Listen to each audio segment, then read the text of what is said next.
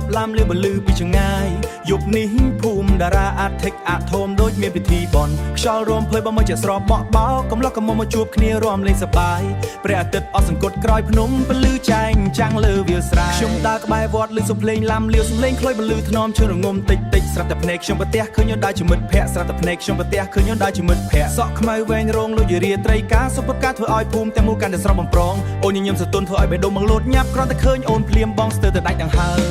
ឆឹងឆាំងភ្លេងចាប់ដើមមកលឺសូដេញដោតាមជុំវត្តសបាយសបាយកំឡោះក្រមុំរំជាវងជុំគ្នាបងឈរមើលអៀនព្រាមមិនហ៊ានវាចាបងឈរមើលអូនទាំងចិត្តអែកខ្យល់តែចិត្តអៀនព្រាមមិនហ៊ានវាចាក្រុមភូមិតារាអូនស្អាតដូចប្រផាពេលរំឡាំលាវចិត្តតតែភ្លឺច្បាស់ក្រុមភូមិតារាអូនពិតជាស្រស់លើសគេ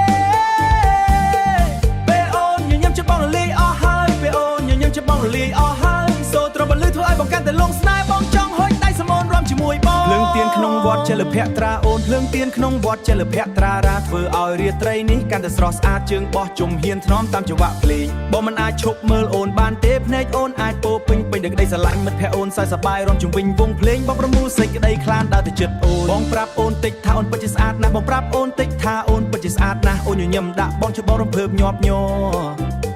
ឈឹងឆាំងភ្លេងកាន់តែរស់រវើសំឡេងខ្លុយបលឺពេញខ្យល់អាកាសក្នុងភូមិកំឡោះកំមុំរំយ៉ាងសប្បាយជួបជុំគ្នាបងសុំអូនរំឲ្យបត់ជាមួយបងក្នុងភូមិតារាអូនស្អាតដូចប្រផាពេលរំឡាំលាវចិត្តស្ទើរទៅតាមសំឡេងហូរតាមខ្យល់ឈឹងដេញតាមចង្វាយពេលអូនញញឹមចិត្តបងរលាយអស់ហើយពេលអូនញញឹមចិត្តបងរលាយអស់ហើយសូត្របលឺធ្វើឲ្យបងកាន់តែលងស្នេហ៍បងចង់ហុចដៃសមូនរំជាមួយបងអូយេរំមកបន្តទៀតទៅសូសពឡាំលាវបលឺពេញភូមិឋានកំមុំព្រះជាមួយស្នាមញញឹមផ្អែមល្ហែមយើងរំជាមួយគណៈព្រះចរិយាខ្ពស់តដែរសំឡេងសើចក្អែបលឺតាមខ្យល់វាលស្រែយប់នេះបងពិតជាដីសុខខ្លាំងណាស់